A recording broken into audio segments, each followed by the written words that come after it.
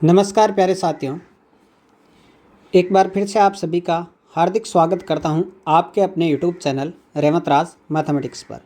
साथियों, जैसा कि आपको पता है कि रीट 2025 की घोषणा हो चुकी है और इसका एग्ज़ाम जो है जनवरी माह के दूसरे पखवाड़े में करवाने का जो है वो निर्णय लिया गया है। आज हम रीट 2025 के सिलेबस के बारे में बात करेंगे, जिसमें हम लेवल 2 के एसएसटी के सिलेबस के बारे में बात करने वाले हैं। यानी L2 के जितने भी कला वर्ग के विद्यार्थी हैं, अभ्यर्थी हैं, वो आप ये सिलेबस देख लें। रीट 2025 में ये सिलेबस आने वाला है। मैं आपको बता दूं कि एजेंसी वही है, माध्यमिक शिक्षा बोर्ड राजस्थान अजमेर, और आपका सिलेबस जो है वो सेम ही रहने वाला है, उसमें कोई बदलाव नहीं किया जाएगा। इसमें आपके 150 क्वेश्चन आएंगे, जिसमें 60 क्वेश्चन जो है वो आपके सब्जेक्ट के रहेंगे और 30 क्वेश्चन साइकोलॉजी के रहेंगे, 30 और 30 आपके लैंग्वेज फर्स्ट और लैंग्वेज सेकंड के क्वेश्चन रहेंगे। तो यह आपका परीक्षा का पैटर्न रहने वाला है। आप किस प्रकार से तैयारी करेंगे, कौन कौन से टॉपिक आपको पढ़ने हैं, तो आप अभी से ये वीडियो देख लीजिए ताकि आपको सिलेबस का पता रहे कि हमें क्या क्या पढ़ना है। तो रीट 2025 के सिलेबस के बारे में आज हम विस्तार से चर्चा करने वाले हैं। लेवल 2 एसएसटी के विद्यार्थी ये वीडियो देखें। बाकी लेवल 2 साइंस मैथ और लेवल फर्स्ट का वीडियो मैं अलग से प्रोवाइड करूंगा, तो आप वो देख लेना। चलिए, सबसे पहले आपके लेवल 2 कक्षा 6 से 8 आपके खंड 1 में पहले जो 30 क्वेश्चन आएंगे वो आएंगे बाल विकास एवं शिक्षण विधियों से संबंधित, यानी मनोविज्ञान साइकोलॉजी के 30 क्वेश्चन आएंगे। कुल 30% रहेंगे और 30 ही नंबर का ये मैटर रहेगा। बाल विकास में क्या क्या पढ़ना है, मनोविज्ञान में क्या क्या पढ़ना है, तो सबसे पहला हेडिंग है आपके बाल विकास, जिसमें आपको पढ़ना है वृद्धि एवं विकास की संकल्पना, विकास के विभिन्न आयाम एवं सिद्धांत, विकास को प्रभावित करने वाले कारक, जिसमें विशेष रूप से परिवार एवं विद्यालय के संदर्भ में जो विकास को प्रभावित करने वाले कारक हैं वो हमें पढ़ने हैं, और उसके एवं अधिगम से उनका क्या संबंध है। इसके साथ ही पहले यूनिट में आपके हैं वंशानुक्रम एवं वातावरण की भूमिका, यह आपके पहले यूनिट में आपको पढ़ना है। दूसरी यूनिट में साइकोलॉजी में कौन कौन से टॉपिक है, पहला टॉपिक है व्यक्तिगत विभिन्नताएं, व्यक्तिगत विभिन्नताओं का अर्थ, उनके प्रकार, व्यक्तिगत विभिन्नताओं को प्रभावित करने वाले कारक। दूसरी यूनिट में अगला टॉपिक है व्यक्तित्व, व्यक्तित्व की संकल्पना, प्रकार एवं व्यक्तित्व को प्रभावित करने वाले कारक और व्यक्तित्व का मापन की जो विधियां हैं वो हमें पढ़नी है। फिर इसी में है अगला हेडिंग आपके बुद्धि, बुद्धि की संकल्पना, बुद्धि के सिद्धांत और इसके मापन की विधियां, बहुबुद्धि का सिद्धांत एवं इसके निहितार्थ, यह आपके दूसरे यूनिट में सिलेबस में रहेगा। तीसरी जो यूनिट है उसमें क्या क्या है, विविध अधिगमकर्ताओं की समझ, जिसमें पिछड़े बालक, विमंदित बालक, प्रतिभाशाली बालक, सृजनशील बालक, अलाभान्वित, जिसमें वंचित, विशेष आवश्यकता वाले बच्चे एवं अधिगम असमता युक्त बच्चे। अगला टॉपिक है अधिगम में आने वाली कठिनाइयाँ, और उससे अगला टॉपिक इस यूनिट में है समायोजन की संकल्पना एवं तरीके, समायोजन में अध्यापक की क्या क्या भूमिका रहती है वो। ये 3 यूनिट आपकी साइकोलॉजी की हुई। और चौथी साइकोलॉजी की यूनिट है, उसमें आएगा अधिगम का अर्थ एवं संकल्पना, अधिगम को प्रभावित करने वाले कारक, अधिगम के सिद्धांत, जिसमें व्यवहारवाद के सिद्धांत, गेस्टाल्टवाद के सिद्धांत, संज्ञानवाद के सिद्धांत और निर्मितवाद के सिद्धांत एवं इनके निहितार्थ, बालक के किस प्रकार से काम आएंगे अधिगम के सिद्धांत, वो मैटर। बच्चे कैसे सीखते हैं, अधिगम की प्रक्रिया, चिंतन, कल्पना एवं तर्क, निर्मितवादी उत्पागम, आनुभाविक अधिगम, संकल्पना मानचित्रण, अन्वेषण एवं समस्या समाधान। और इसी यूनिट में है अभिप्रेरणा एवं इसके अधिगम के लिए निहितार्थ। ये 3 यूनिट के बारे में चर्चा हमने कर ली है। 4 यूनिटें हो गई आपकी। और अंतिम जो 5वीं यूनिट है उसमें क्या क्या दिया गया है, उसमें है शिक्षण अधिगम की प्रक्रियाएं, राष्ट्रीय पाठ्यचर्या रूपरेखा 2005 यानी एनसीएफ 2005 के संदर्भ में शिक्षण अधिगम की व्यूह रचना एवं विधियाँ, आकलन, मापन एवं मूल्यांकन का अर्थ, उद्देश्य, समग्र एवं सतत मूल्यांकन, उपलब्धि परीक्षण का निर्माण और सीखने के प्रतिफल। इसी में आपको पढ़ना है क्रियात्मक अनुसंधान, और इसी में पढ़ना है शिक्षा का अधिकार अधिनियम 2009 यानी आरटी एक्ट 2009, और अध्यापकों की भूमिका एवं दायित्व इसमें क्या क्या बताए गए हैं वो। तो ये साइकोलॉजी की कुल 5 यूनिटें हैं लेवल 2 में। लेवल फर्स्ट में भी ये सेम ही सिलेबस है, और लेवल 2 में एसएसटी के विद्यार्थी हैं तो ये 5 यूनिटें आपको साइकोलॉजी की पढ़नी है। ठीक है, ये इसका इंग्लिश वर्जन आ गया है। अब देखिए, भाषा फर्स्ट यदि आप हिंदी चुनाव करते हैं, दो आपको लैंग्वेज चुननी है, भाषा फर्स्ट और भाषा सेकंड में। भाषा फर्स्ट हिंदी का सिलेबस बता रहा हूँ, क्योंकि ज़्यादातर जो अभ्यर्थी है वो भाषा फर्स्ट हिंदी के रूप में ही चुनते हैं। इसके भी कुल 30 क्वेश्चन आएंगे और 30 नंबरों का ये मैटर रहेगा। पहली यूनिट में एक अपठित गद्यांश में से निम्नलिखित व्याकरण संबंधी प्रश्न पूछे जाएंगे। अपठित गद्यांश आएगा शब्द ज्ञान, तत्सम, तद्भव, देशज, विदेशी शब्द, पर्यायवाची शब्द, विलोम शब्द, एकार्थी शब्द, उपसर्ग और प्रत्यय, ये आपके अपठित गद्यांश में से पूछे जाएंगे। उसी में संधि और समास, संज्ञा, सर्वनाम, विशेषण, विशेष्य, अव्यय, वाक्यांश के लिए एक शब्द और शब्द शुद्धि, ये सारे अपठित गद्यांश में से पूछे जाएंगे। अगला में है अपठित गद्यांश आएगा और किस प्रकार से प्रश्न पूछेगा। अर्थ स्पष्ट करना शब्दों के, वचन, काल, लिंग ज्ञात करना, दिए गए शब्दों का वचन, काल और लिंग बदलना, राजस्थानी शब्दों के हिंदी रूप, ये पूछा जाएगा।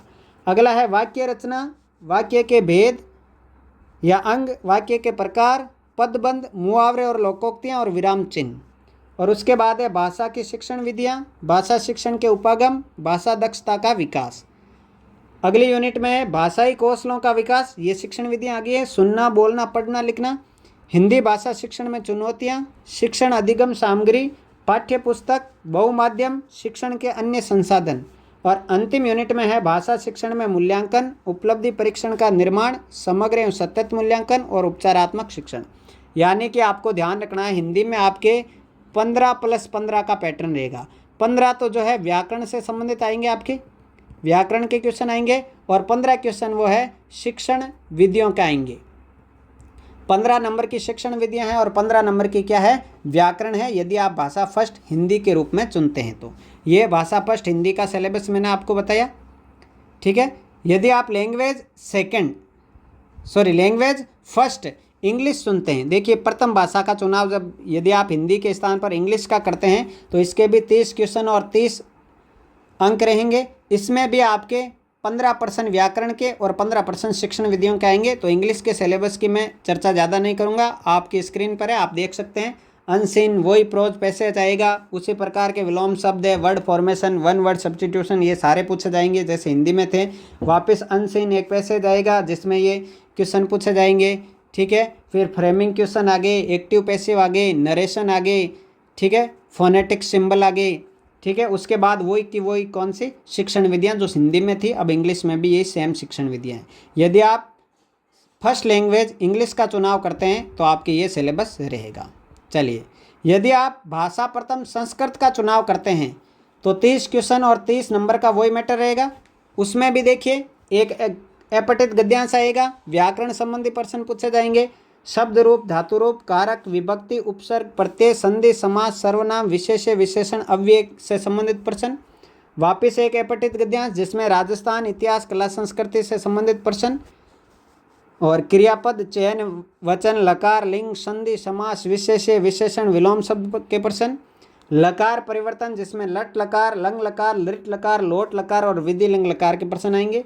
संख्या ज्ञान आएगा, उच्चारण स्थान आएगा, महेश्वर सूत्र आएगा, उनसे संबंधित प्रश्न आएंगे। संस्कृत में अनुवाद करना, वाच्य परिवर्तन जिसमें लट लकार का वाच्य परिवर्तन ही पूछा जाएगा, प्रश्न निर्माण करना, अशुद्धि का संशोधन करना, संस्कृत की सूक्तियाँ।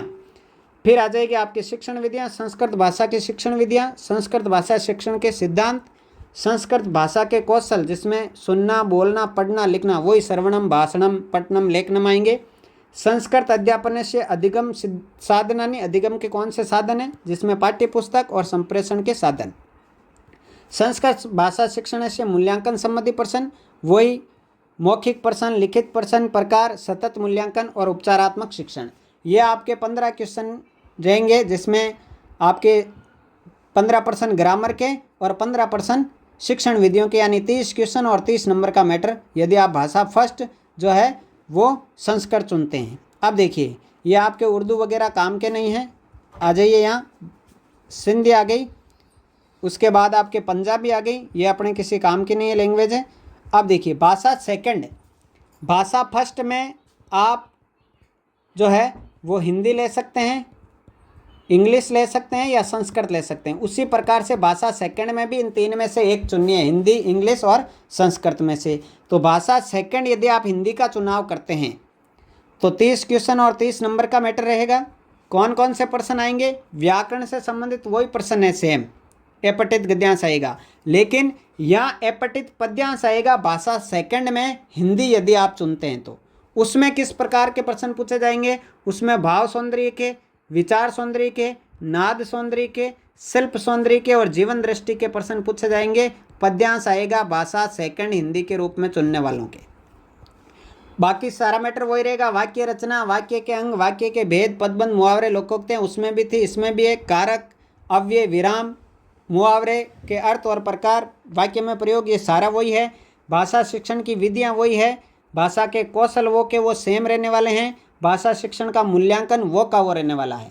केवल फर्क क्या रहेगा? यदि भाषा फर्स्ट में आप हिंदी चुनते हैं तो दोनों गद्यांश आएंगे, और भाषा सेकंड में यदि आप हिंदी चुनते हैं तो एक आपके पद्यांश आएगा, जिसमें भाव सौंदर्य, शिल्प सौंदर्य, नाद सौंदर्य इनसे संबंधित प्रश्न आएंगे। ठीक है, आगे बढ़ते हैं। भाषा सेकंड यदि आप इंग्लिश का चुनाव करते हैं तो वो सेम ही प्रोसेस यहाँ रहने वाला। देखिए, यहाँ अनसीन पोइम आएगी, वहाँ दोनों पैसेज आएंगे और यहाँ एक पोइम आएगी हिंदी की तरह। उसमें इस प्रकार के प्रश्न आएंगे। तो यदि आप भाषा सेकंड इंग्लिश का चुनाव करते हैं तो आप ये देख लीजिए, मैं इसके बारे में ज़्यादा चर्चा करूँगा नहीं इंग्लिश के बारे में, तो मैं आपकी स्क्रीन पर लगा देता हूँ, ये आप देख सकते हैं। ये बाकी शिक्षण विधियाँ वो की वही सेम है। भाषा सेकंड यदि आप संस्कृत का चुनाव करते हैं तो 30 प्रश्न और 30 नंबर का मैटर रहेगा, जिसमें वही एक अपठित गद्यांश आएगा, वो के वही सेम प्रश्न पूछे जाएंगे, ध्यान रखना है। वापिस एक पद्यांश या श्लोक आएगा इसमें, जिसमें राजस्थान इतिहास कला संस्कृति से संबंधित वो श्लोक रहेगा। और संधि, समास, कारक, प्रत्यय, छंद, अलंकार, इसमें देखो छंद और अलंकार आगे, अलंकार उसमें नहीं थे, इसमें आगे। बाकी लिंग संबंधी प्रश्न, विशेषण, विशेष्य वही रहेंगे। संख्या ज्ञान, समय ज्ञान, माहेश्वर सूत्र वही रहेगा। संस्कृत का अनुवाद, उच्चारण स्थान, वाच्य परिवर्तन वो सेम ही रहने वाले हैं। और संस्कृत की जो शिक्षण विधियां आप देख सकते हैं, जो भाषा फर्स्ट संस्कृत में है वो कि वही भाषा सेकंड संस्कृत में। तो मैंने आपको अभी तक साइकोलॉजी, भाषा प्रथम का चुनाव और भाषा द्वितीय का चुनाव किस प्रकार से करना है उसका सिलेबस बताया है। अब हम सब्जेक्ट से संबंधित जो है वो देखेंगे कि आपके जो 60 क्वेश्चन आएंगे सब्जेक्ट से संबंधित, जो एसएसटी के विद्यार्थी हैं, चाहे वो हिंदी से तैयारी कर रहा है 3rd ग्रेड की, चाहे संस्कृत से तैयारी, किसी भी कला वर्ग के जितने भी विद्यार्थी हैं वो सब एसएसटी के अंदर आएंगे। और एसएसटी का 60 नंबरों का जो मैटर आपका है, 60 प्रश्न उसके आएंगे, वो किस प्रकार का है चलिए उसके बारे में बात करते हैं। ये देखिए, ये 60 क्वेश्चन आएंगे आपके एसएसटी में और 60 ही नंबर रहेंगे।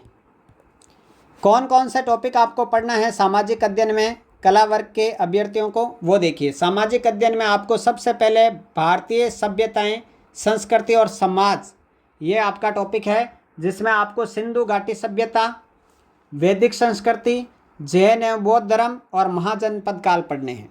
उसके बाद है अगला टॉपिक मौर्य तथा गुप्त साम्राज्य एवं गुप्तोत्तर काल, जिसमें राजनीतिक इतिहास और प्रशासन, भारतीय संस्कृति के प्रति योगदान, भारत 600 से 1000 ईस्वी तक और वृहत्तर भारत।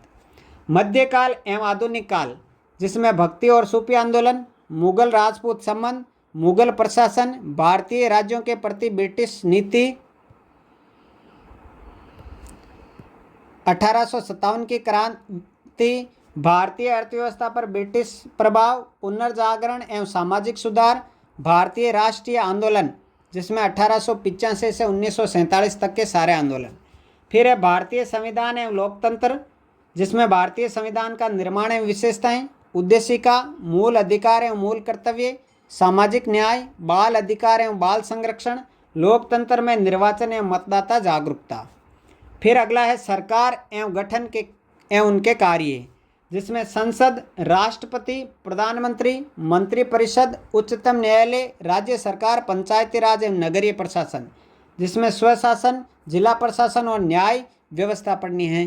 फिर आ जाती है पृथ्वी और हमारा पर्यावरण का टॉपिक, जिसमें आपको सौरमंडल, अक्षांश, देशांतर, पृथ्वी की गतियाँ, वायुदाब एवं पवनें, चक्रवात एवं प्रतिचक्रवात, महासागरीय परिसंचरण, ज्वालामुखी, भूकंप, पर्यावरणीय समस्याएं और समाधान, इतने सारे टॉपिक इसमें पढ़ने हैं। फिर आ गया भारत का भूगोल और जल संसाधन, भू आकृति, प्रदेश, जलवायु, प्राकृतिक वनस्पति, वन्य जीवन, बहुउद्देशीय नदी घाटी परियोजनाएं, मृदा, कृषि फसलें, उद्योग, खनिज, परिवहन, जनसंख्या, मानव संसाधन, विकास के आर्थिक एवं सामाजिक कार्यक्रम। अगला आ गया राजस्थान का भूगोल और संसाधन, जिसमें राजस्थान के भौतिक प्रदेश, राजस्थान की जलवायु एवं अपवा प्रणाली, जिले, मृदा जल संरक्षण एवं संग्रहण, कृषि फसलें, खनिज एवं ऊर्जा संसाधन, राजस्थान की प्रमुख नहरें, नदी घाटी परियोजनाएं, परिवहन, उद्योग, जनसंख्या, पर्यटन स्थल, वन एवं वन्य जीवन। फिर आ जाता है राजस्थान का इतिहास, प्राचीन सभ्यताएं एवं जनपद, राजस्थान के प्रमुख राजवंशों का इतिहास, 1857 की क्रांति में राजस्थान का योगदान, राजस्थान में प्रजामंडल एवं जनजातीय किसान आंदोलन, राजस्थान का एकीकरण और राजस्थान के प्रमुख व्यक्तित्व। ये राजस्थान का मैटर। फिर राजस्थान की इतिहास हो गया। कला संस्कृति में क्या पढ़ने हैं? दुर्ग, महल, स्मारक, राजस्थान के मेले, त्योहार एवं लोक कलाएँ, राजस्थान की चित्रकला, राजस्थान के लोक नृत्य एवं लोक नाट्य, लोक देवता, लोक संत, लोक संगीत, संगीत वाद्य यंत्र, राजस्थान की हस्तकला, स्थापत्य कला, राजस्थान की वेशभूषा और आभूषण, और राजस्थान की भाषा और साहित्य। फिर आपके शिक्षण विधि आ जाएगी, शिक्षा शास्त्रीय मुद्दे फर्स्ट और शिक्षा शास्त्रीय मुद्दे सेकंड। उसमें वही है, फिर शिक्षण अधिगम की सामग्री ले लो, सूचना एवं संचार की प्रौद्योगिकी ले लो, मूल्यांकन ले लो, सीखने के प्रतिफल ले लो, सतत और समग्र मूल्यांकन, उपचारात्मक शिक्षण, वो सारा मैटर सेम ही रहने वाला है। लेकिन सामाजिक अध्ययन का जो सिलेबस है वो थोड़ा विस्तृत है साथियों। 3 महीने का समय अब अपने पास बचा है, तो आप जो है इसकी तैयारी करें। तो ये था आज की वीडियो में सामाजिक यानी SST कला वर्ग के अभ्यर्थियों के लिए रीट 2025 में जो होने वाली है जनवरी में, उसका सिलेबस।